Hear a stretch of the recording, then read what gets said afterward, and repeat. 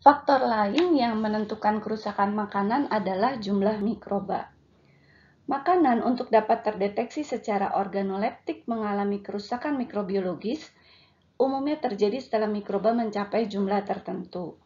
Tingkat deteksi kerusakan akan berbeda-beda tergantung dari jenis mikroba serta jenis kerusakannya.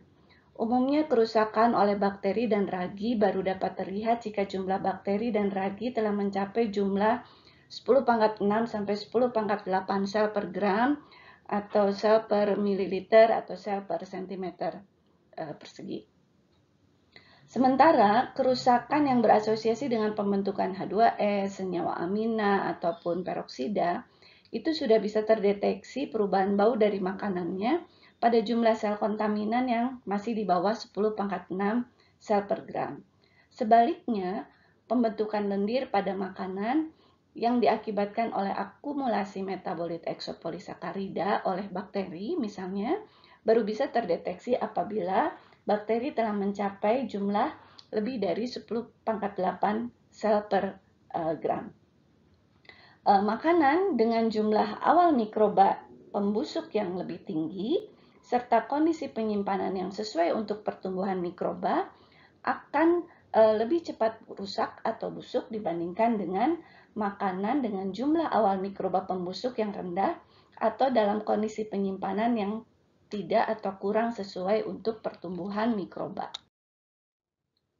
Pada gambar ini diberikan ilustrasi mengenai pengaruh jumlah awal mikroba dalam makanan serta suhu penyimpanan terhadap umur simpan makanan yang disimpan dalam suhu rendah. Di sini dapat dilihat bahwa makanan yang memiliki initial bacterial load yang lebih rendah akan memiliki umur simpan makanan yang lebih panjang dibandingkan dengan makanan yang memiliki initial bacterial load yang lebih tinggi. Dan makanan yang disimpan pada suhu yang lebih rendah, yaitu 4 derajat Celcius, akan memiliki umur simpan yang lebih panjang dibandingkan dengan makanan yang disimpan pada suhu 12 derajat Celcius. Faktor lainnya yang mempengaruhi kerusakan makanan oleh mikroba adalah kehadiran atau jenis mikroba predominan yang terdapat di dalam makanan.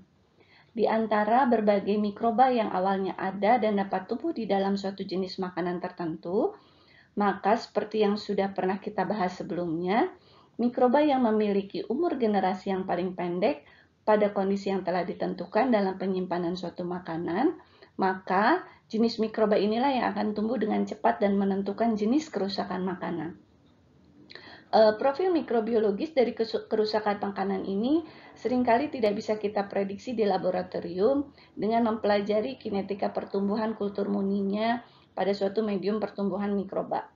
Tapi, untuk memahami bagaimana kerusakan makanan itu terjadi oleh suatu jenis mikroba, biasanya kita harus mencoba untuk mempelajarinya dalam kondisi yang lebih mendekati kondisi aslinya, yaitu di dalam makanan itu sendiri.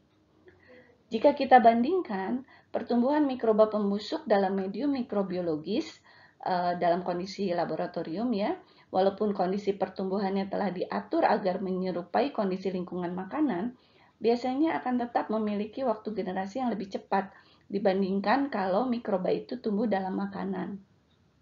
Selain itu, pada kondisi penyimpanan yang sama pun, pertumbuhan mixed culture mikroba seperti yang ditemukan pada makanan akan berbeda dibandingkan dengan kalau mixed culture itu ditumbuhkan pada medium mikrobiologis.